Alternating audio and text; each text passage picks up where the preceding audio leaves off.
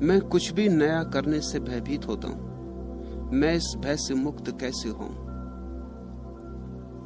नया सदा ही भयभीत करता है, अपरिचित डराता है, लेकिन अपरिचय में ही विकास है, अनजान में ही यात्रा है। रोज रोज पुराने को छोड़ना है, रोज रोज नए में गति करनी है। जैसे रोज नया सूरज उगता सुबह, रोज नए फूल खिलते सुबह, ऐसे ही तुम्हारे जीवन में भी रोज नई रोशनी चाहिए, नए फूल चाहिए। किताबों में दबे हुए मुर्दा फूलों को लेकर मत बैठे रहो। तुम्हारी स्मृतियां किताबों में दबे मुर्दा फूल है। अतीत के साथ मत उलझे रहो, सुविधापूर्ण है। साहस की कोई जरूरत नहीं है अतीत के साथ जीने में। कमजोर के लिए बड़ी सुरक्षा है, लेकिन अतीत में ही डूबे रहना तो फिर विकास कैसे करोगे, विकसित कैसे होगे? नया पुकारता है रोज रोज। परमात्मा नित्य नया है, नित्य नूतन है। जो नए में उतर सकता है वही परमात्मा को जान सकता है। पुराने के प्रति रोज मरना है और नए के प्रति रोज जन्मना है।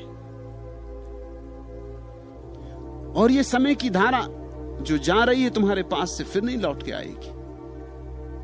एक क्षण भी खोना मत। अतीत के साथ, पुराने के साथ गंवाया गया हर क्षण व्यर्थ गया। हे मन के अंगार, अगर तुम लौ न बनोगे, छार बनोगे। जल्दी करो। अगर तुम्हारा जीवन एक ज्योति नहीं बन सकता है, अगर अंगार लपट के लौ नहीं बन सकता है, तो जल्दी ही राख हो जाए। फिर एक अवसर गया। ऐसे ही बहुत अवसर तुमने खोए, अब इस अवसर को मत खो। मेरे साथ होने का पूरा लाभ ले लो। हे मन के अंगार, अगर तुम लौ न बनोगे, छार बनोगे। जो न करेगा सीना आगे, पीठ उसे खींचेगी पीछे। जो ऊपर को उठ न सकेगा, उसको जाना होगा नीचे। अस्थिर दुनिया में स्थिर होकर कोई वस्तु नहीं रहती है। हे मन के अंगार, अगर तुम लौ न बनोगे, छार बनोगे। ध्यान रखना, यहां कुछ भी स्थिर नहीं है। या तो आगे जाओ या पीछे जाओ, जाना तो पड़ेगा ही। वैज्ञानिक कहते हैं स्थिर होना असंभव है, कोई चीज स्थिर नहीं है।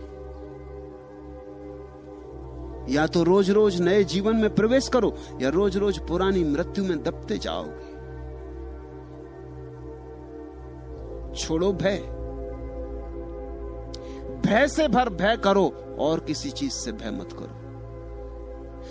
जलना अर्थ उन्हीं का रखता जो कि अंधेरे में खोयों को हाथों के ऊपर अवलंबित आकुल संकित दृक कोयों को आशा का आश्वासन देकर जीवन का संदेश सुनाते। जो न किरण की रेख बनोगे, धूल धुएं की धार बनोगे। हे मन के अंगार, अगर तुम लौ न बनोगे, छार बनोगे। हृदय मिला है, उसमें चाहो तो सारा संसार बसा लो। जिसका चाहो जी बहलाओ, जिससे चाहो जी बहलाओ। कंठ मिला है जो भीतर से उठता है बाहर बिखराओ। भार बनोगे मन के ऊपर, जो न सहज उद्गार बनोगे। हे मन के अंगार, अगर तुम लौ न बनोगे, छार बनोगे। राख हुआ जाता है जीवन, प्रतिपल राख की परत पर परत जमी जाती। अंगार को लपटने दो, अंगार को लौ बनने दो।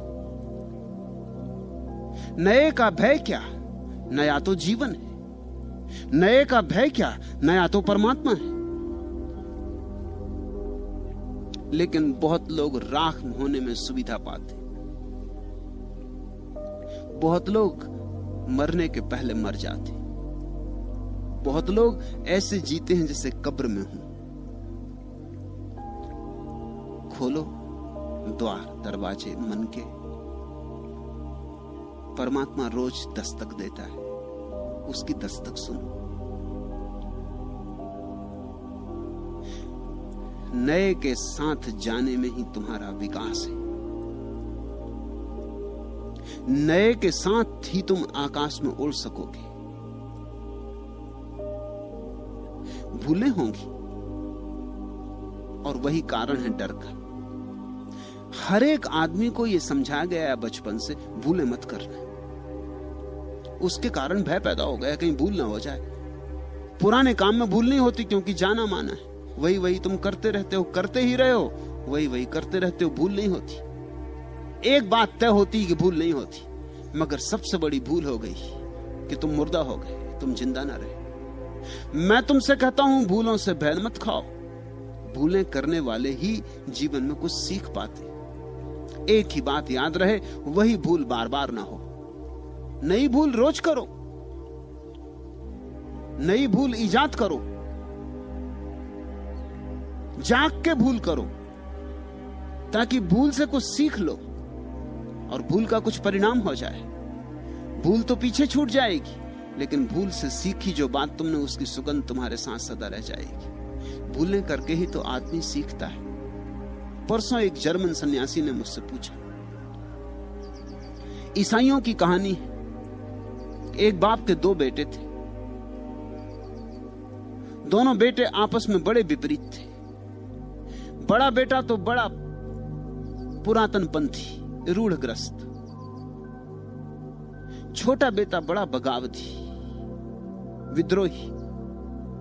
दोनों में बनती भी नहीं थी। बड़ा बेटा तो लीक लीक चलता, लकीर लकीर चलता, लक्ष्मण रेखा के बाहर कभी ना जाता। छोटा बेटा लक्ष्मण रेखा के भीतर ही ना आता, वो बाहर ही बाहर जाता। आखिर झगड़ा इतना बढ़ गया कि बूढ़े बाप ने उन दोनों को अलग कर दिया। संपत्ति बांट दी गई। छोटा बेटा अपनी संपत्ति लेकर शहर चला गया। छोटे गांव में क्या संपत्ति का करोगे, सुविधा नहीं। चला गया होगा उन दिनों की बंबई, उन दिनों का कलकत्ता। खूब लुटाया, जुआ खेला, शराब पी, वैश्यागमन किया, सब तरह के पाप किए, सब तरह की भूलें की।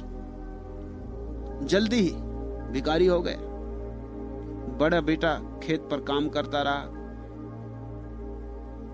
गायों की देखभाल करता रहा, संपत्ति बढ़ाता रहा। 10 साल में बड़े बेटे ने संपत्ति कोई 5 गुनी कर ली। छोटा बेटा बिल्कुल भिखारी हो गया, भीख मांगने लगा।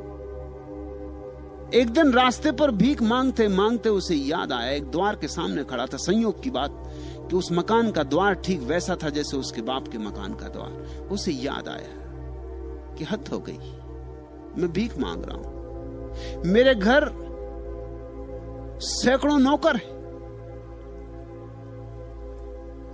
यदि मैं जाऊं तो मेरे पिता मुझे अब भी माफ कर सकेंगे, मुझे उनके प्रेम का भरोसा है। और अब मैं ये नहीं चाहता कि मुझे बेटे की तरह स्वीकार करें, वो हक तो मैंने गंवा दिया। अब मैं उसका पात्र नहीं, लेकिन एक नौकर की तरह तो स्वीकार कर ही सकते हैं। जहां और सैकड़ों नौकर हैं, मैं भी एक पड़ा रहूंगा, नौकरी करता रहूंगा। गांवों को चरा लाऊंगा कि खेत पर बीज बो दूंगा या फसल काट लाऊंगा या जो भी होगा। इस भीख मांगने से तो बेहतर होगा अपने पिता के घर तो रहूंगा। वो उसी दिन लौटा अपने गांव। खबर पहुंच गई उसके लौटने की। रोज रोज खबरें पहुंचती थी। पिता पूछता था क्या हो रहा है, क्या हो रहा है, कहां तक बात पहुंची, कहां तक बात बिगड़ी कि बनी। अब तक दुखद समाचार ही आए थे, आज समाचार आया कि बेटा आ रहा है। बाप ने बड़ा उत्सव किया, सारे गांव को भोज पर निमंत्रण दिया, बैंड बाजे बजवाए, फूल लगवाए, दिए जलवाए, दीपमाला, सबसे कीमती और महंगी शराब तल घरों से निकाली।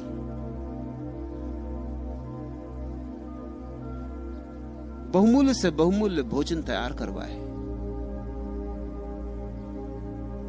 बड़ा बेटा तो खेत में काम कर रहा था, उसे कुछ पता नहीं था। दिन भर की धूप दोपहरी में काम करके जब वो लौट रहा था तो रास्ते पर गांव में उसे किसी ने कहा कि हद हो गई, अन्याय की भी एक सीमा होती। तुम्हारे बाप ने बहुत अन्याय किया तुम्हारे साथ, तुम इसके पास रहे, इसकी सेवा की, इसकी आज्ञा का पालन किया। तुम्हारे लिए कभी बैंड बाजे न बजे, और तुम्हारे लिए कभी गांव को भोज न दिया गया, और तुम्हारे लिए कभी शराब की कीमती बोतलें न निकाली गई।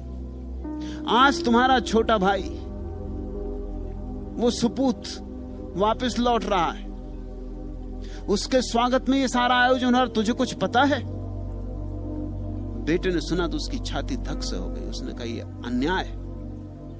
आज तक मैंने कभी पिता की किसी बात का विरोध नहीं किया, लेकिन आज बर्दाश्त मैं भी ना कर सकूंगा। वो आया बड़े क्रोध में, अपने बाप से बोला कि क्या हो रहा है, मेरे लिए कभी स्वागत नहीं। बाप ने कहा तू तो मेरे पास है, लेकिन जो भटक गया था वो वापस लौट रहा है। तूने कभी कोई भूल ही नहीं की, लेकिन जिसने बहुत भूलें की वो भूलों से जाग गया, वापस लौट रहा है। इसलिए उसका स्वागत जरूरी। जर्मन सन्यासी ने मुझसे पूछा, वो एक ईसाई पादरी की पत्नी है, वो भी मेरे सन्यासी। उसने पूछा कि मेरे मन में सदा ये सवाल उठता है कि बड़े बेटे के संबंध में क्या, छोटे बेटे का स्वागत हो रहा है तो ठीक है, मगर बड़े बेटे के संबंध में क्या। मैंने उससे कहा बड़ा बेटा सिर्फ कहानी को पूरा करने के लिए, बड़े बेटे का जन्म ही नहीं हुआ,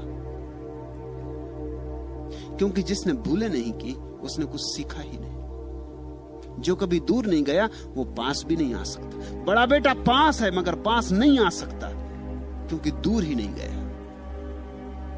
ये जीसस की कहानी बड़ी प्यारी है। ये कह रही भूल करो, डरो मत, क्योंकि भूल से ही तो सीखोगे। भूल जब सूल बन के चुभेगी तभी तो तुम जागोगे, और हर भूल कुछ सिखा जाएगी। उसी भूल को दोहराना मत। दोहराने में क्या सार है? फिर भूल को ही दोहराने में लकीर के फकीर मत हो जाना। जो आदमी रोज रोज नित्य भूलें करता जाए और साहस पूर्वक करता जाए और हर भूल से कुछ सीखता जाए, उसकी संपदा विकसित होने लगती। वही व्यक्ति किसी दिन प्रज्ञा को उपलब्ध होता है। उसी व्यक्ति के जीवन में बुद्धिमत्ता के मेघ घिरते, उसी के जीवन में ज्ञान की वर्षा होती। एक तो ज्ञान है जो किताबों से मिलता है, वो कचरा है, और एक ज्ञान है जो जीवन से मिलता है, वही बहुमूल्य है। तुम ध्यान रखना, जिसने पाप ठीक से नहीं पहचाना वो कभी पुण्य को नहीं पहचान पाएगा, और जिसने संसार को ठीक से नहीं देखा वो परमात्मा के पास नहीं आ पाएगा। ये संसार परमात्मा के पास आने के लिए इजाद की गई भूल है। ये परमात्मा के द्वारा ही इजाद की गई भूल है। ये उपाय है, ये अवसर है तुम्हें भटकाने का, तुम्हें भुलाने का। और तो भूल भूल के तुम जब याद करोगे, चूक चूक के जब तुम फिर वापस लौट आओगे, तो हर बार तुम्हारी प्रौढ़ता बढ़ेगी, हर बार तुम्हारा केंद्रीकरण बढ़ेगा, हर बार तुम्हारी चेतना ज्यादा प्रखर होती जाएगी। ध्यान रहे, हेमन के अंगार अगर तुम लौ न बनोगे, छार बनोगे। जो न करेगा सीना आगे, पीठ उसे खींचेगी पीछे। जो ऊपर को उठ न सकेगा, उसको जाना होगा नीचे। अस्थिर दुनिया में थिर होकर कोई वस्तु नहीं रहती है। हे मन के अंगार, अगर तुम लौ न बनोगे, छार बनोगे। जो न किरण की रेख बनोगे, धूल धुएं की धार बनोगे। भार बनोगे मन के ऊपर, जो न सफल उद्गार बनोगे। हे मन के अंगार, अगर तुम लौ न बनोगे, छार बनोगे। भूल से भयभीत ना हो, वही भय है कि कहीं भूल ना हो जाए। इसलिए घर के भीतर छिपे रहो, गोबर गणेश बने बैठे रहो, कहीं भूल ना हो जाए। मैं तुमसे कहता हूं, भय छोड़ो, निकलो घर के बाहर। भूलें होने दो, बस एक भूल दोबारा ना हो, इतना स्मरण रहे। जल्दी ही भूलें चुक जाएंगी और जल्दी ही तुम पाओगे सद्ध स्नात, ताजे तुम हो गए, अभी अभी नहाए तुम हो गए। और तब जीवन एक नया ही आविर्भाव लेता है, एक नया रंग। जीवन एक नई धुन लेता है, एक नया गीत। जीवन आनंद बन जाता है। जीवन के उस आनंद बन जाने का नाम ही ईश्वर का अनुभव है।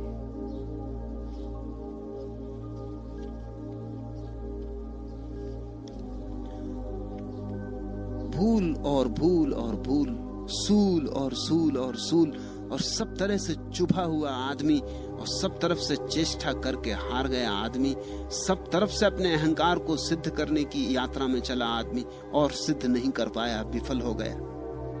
ही समर्पण करने में समर्थ हो पाता है। समर्पण कमजोर की बात नहीं है, गोबर गणेश की बात नहीं है। समर्पण घर में ही जो बैठा रहा उसकी बात नहीं है। समर्पण उसकी बात है जिसने जीवन को जाना, सब तरह से जाना। सब तरह से लड़ा, संघर्ष किया, सब तरह से जूझा, युद्ध किया और हारा।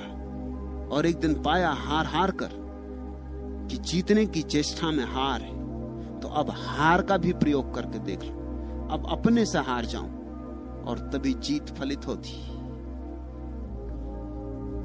एक तरफ साने खुदी मानिए इजहार भी है, जब ते गम दिल की नजाकत पे मगर बार भी है, लुत्फ दोनों से उठाते हैं उठाने वाले।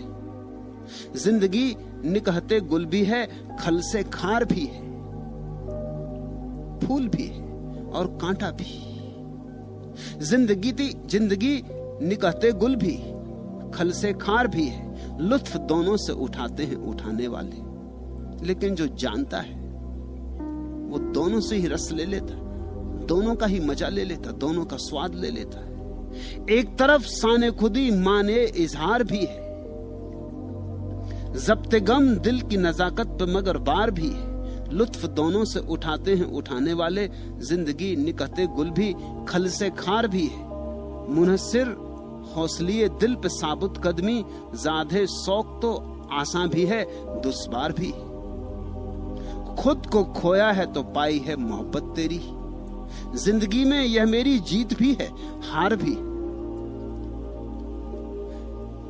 जीवन का परम विरोधाभास यही है कि वहां जो जीतने की चेष्टा करता है, करते करते हार जाता है। सब महत्वाकांक्षाएं विचलित हो जाती, सब आशाएं एक न एक दिन राख होकर गिर पड़ती।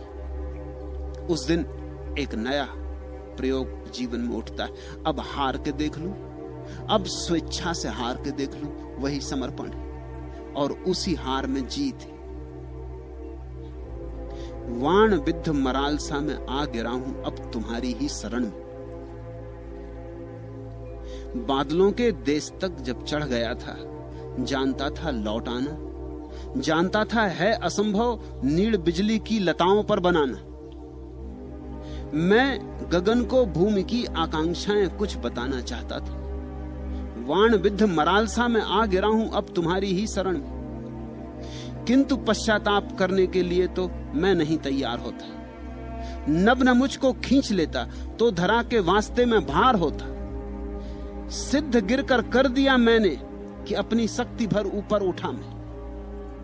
आज कमजोरी नहीं कुव्वत बड़ी मेरी तुम्हारे जो चरण में। वाण विद्ध मरालसा में आ गिरा हूं अब तुम्हारी ही शरण में। कामना मेरी बड़ी मुझसे कि उससे मैं बड़ा यह जानना था। आदमी के तन नहीं मन हौसले का कद मुझे पहचानना था। रेख लोहू की लगाकर आ रहा हूं मैं अधर की मेखला पर। शक्ति अंबर में परीक्षित भक्ति की लूंगा परीक्षा मैं धरणी में। वाण विद्ध मरालसा में आ गिरा हूं अब तुम्हारी ही शरण में। उड़ो जितने दूर तक उड़ सको, जाओ जितने दूर परमात्मा से जा सको। एक दिन गिरोगे। वाण विद्ध मरालसा में आ गिरा हूं अब तुम्हारी ही शरण। और तब गिरने का मजा और। जो गया ही नहीं उसके गिरने में बल नहीं होता। जो लड़ा ही नहीं उसकी हार में जीवन नहीं होता। जो पास ही बैठा रहा वो पास हो ही नहीं सकता। पास होने के लिए दूर जाना अनिवार्य है। बाण विद्ध मरालसा में आ गिरा हूं अब तुम्हारी ही शरण में। बादलों के देश तक जब चढ़ गया था, जानता था लौट आना, जानता था है असंभव नीड़ बिजली की लताओं पर बनाना।